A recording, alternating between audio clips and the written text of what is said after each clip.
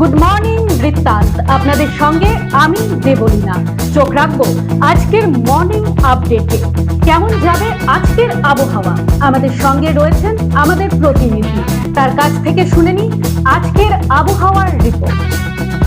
দেখো, ভারতীয় মৌসুম বিভাগ যে বার্তা দিয়েছে তাতে কিন্তু বলা হচ্ছে আজ উত্তরবঙ্গের সর্বত্রই কিন্তু রৌদ্র করজ্জ্বল এবং শুষ্ক আবহাওয়া থাকবে। শীতের প্রকোপ কিন্তু উত্তরবঙ্গের সর্বত্রই থাকবে। দিনের বেলা রৌদ্র করজ্জ্বল আবহাওয়া থাকলেও কিন্তু রাতের দিকে এবং সন্ধ্যের পর থেকে কিন্তু তাপমাত্রা কমতে শুরু করবে।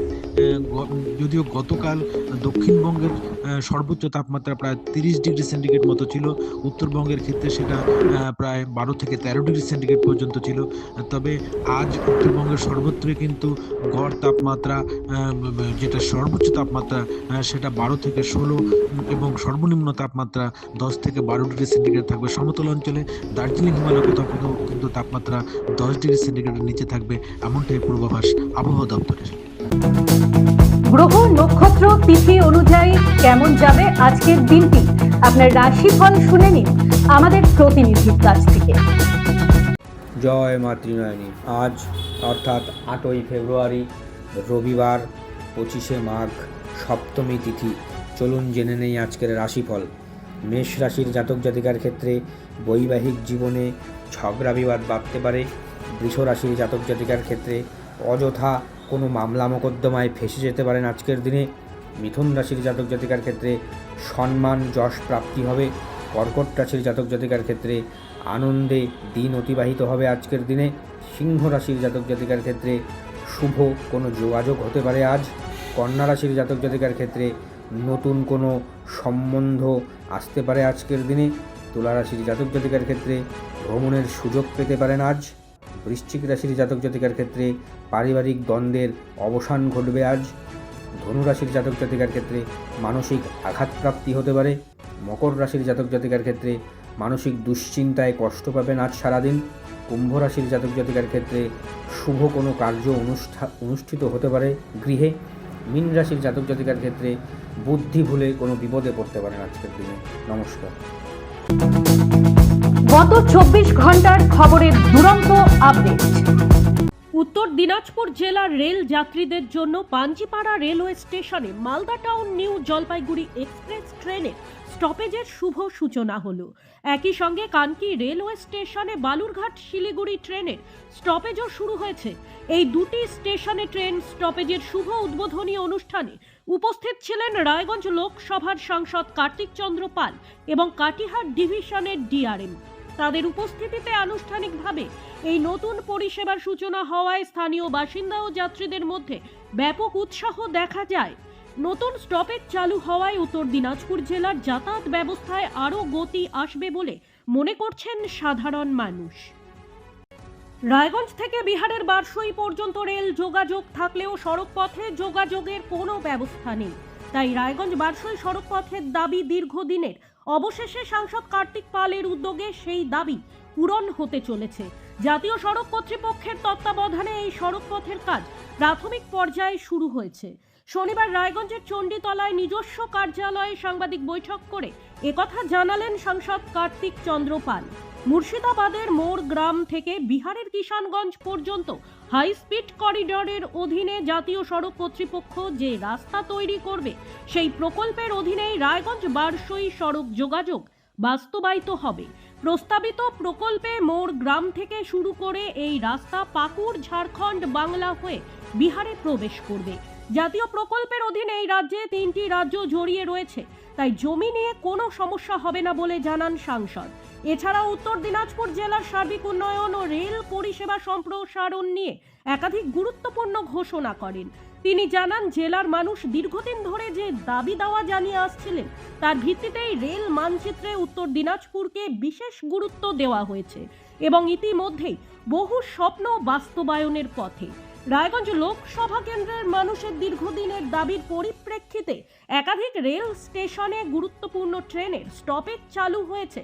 পাঞ্জিপাড়া স্টেশনে এনজিপি মালদা এক্সপ্রেস, কানকি স্টেশনে Siliguri junction Balurghat intercity express এবং বাঙালবাড়ি স্টেশনে রাধিকাপুর হাওড়া কুলিক এক্সপ্রেস ট্রেনের স্টপেজ কার্যকর হয়েছে। এছাড়াও পাঞ্জিপাড়া স্টেশনে Malda town New Jalpaiguri express ও কানকি স্টেশনে বালুরঘাট শিলিগুড়ি জংশন ইন্টারসিটি এক্সপ্রেসের নিয়মিত স্টপেজ শুরু হওয়ায় স্থানীয় যাত্রীদের যাতায়াত আরও সহজ হবে। রায়গঞ্জ পৌর এলাকায় 12,77,00,000 টাকা ব্যয়ে প্রায় 36 কিলোমিটার রাস্তা নির্মাণ থেকে সংস্কার করা হবে রাজ্য সরকারের অর্থানুকূল্যে, এমনটাই জানালেন রায়গঞ্জ পৌরসভার পৌর প্রশাসক সন্দীপ বিশ্বাস। শনিবার রায়গঞ্জ শহরের 1 নম্বর, 3 নম্বর এবং 4 নম্বর ওয়ার্ডের সংযোগস্থলে পথশ্রী প্রকল্পের অধীনে রাস্তা নির্মাণ প্রকল্পের সূচনা করা হলো পৌরসভার উদ্যোগে। সন্দীপ বিশ্বাস ছাড়াও কর্মসূচিতে উপস্থিত ছিলেন প্রাক্তন কাউন্সিলর নয়ন দাস, আদেশ মাহাতো সহ অন্যান্যরা।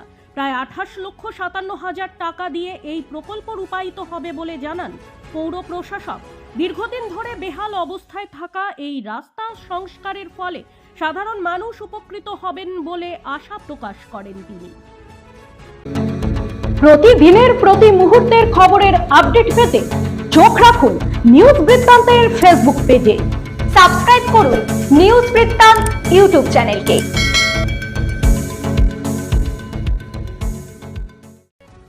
2026 বিধানসভা নির্বাচনকে সামনে রেখে এক অনন্য প্রচারকে সামনে আনলো বিজেপি। রাজ্য জুড়ে তৃণমূলের অপশাসনের অভিযোগ তুলে প্রত্যেক বিধানসভায় চার্জশিট পেশ কর্মসূচি গ্রহণ করেছে বিজেপি। তারই অঙ্গ হিসেবে শনিবার জেলা বিজেপি কার্যালয় এক সাংবাদিক সম্মেলন করে রায়গঞ্জ ও হেমতাবাদ বিধানসভায় তৃণমূলের বিরুদ্ধে চার্জশিট পেশ করল বিজেপি। কর্মসূচিতে উপস্থিত ছিলেন দলের রাজ্য মুখপাত্র প্রীতম দত্ত, জেলা বিজেপি সভাপতি নিমাই কবিরাজ সহ অন্যান্য নেতৃত্বরা। মূলত রায়গঞ্জ ও হেমতাবাদ বিধানসভায় শাসক তৃণমূলের অনুন্নয়ন, দুর্নীতি এবং রাজনীতিতে দুর্বৃত্তায়নের অভিযোগ তুলে সরব হন তারা। সরাসরি অভিযোগ তোলা হয় রায়গঞ্জ বিধানসভার বিধায়ক থেকে শুরু করে পৌর প্রশাসক সকলের বিরুদ্ধেই। শনিবার আনুষ্ঠানিকভাবে হেমতাবাদ ব্লকের বাঙালবাড়ি রেল স্টেশনে রাধিকাপুর হাওড়া এক্সপ্রেস স্টপেজের শুভ সূচনা হলো। অবশেষে হেমতাবাদবাসীর দীর্ঘদিনের দাবি পূরণ হলো। এদিন সবুজ পতাকা নেড়ে রাধিকাপুর হাওড়া এক্সপ্রেসের নতুন স্টপেজের বাঙালবাড়ি রেল স্টেশনে শুভ উদ্বোধন করলেন সাংসদ কার্তিক চন্দ্র পাল। তার সাথে উপস্থিত ছিলেন জিআরএম সহ ব্যবসায়ী অতনুবন্ধু লাহিড়ী, শঙ্কর কুণ্ডু সহ অন্যান্যরা। হেমতাবাদে দাবি পূরণ হওয়াতে রাজনৈতিক ফায়দা তুলতে তৎপর বিজেপি। এদিনের এই অনুষ্ঠানে বিজেপির নেতা কর্মীরাও উপস্থিত ছিলেন। নিয়মিত স্টপেজ শুরু হওয়ায় স্থানীয় যাত্রীদের যাতায়াত আরও সহজ হবে বলে মত স্থানীয়দের। আগামী 2026 বিধানসভা নির্বাচনকে সামনে রেখে ইতিমধ্যেই প্রচার শুরু করে দিয়েছে শাসক বিরোধী সব পক্ষই।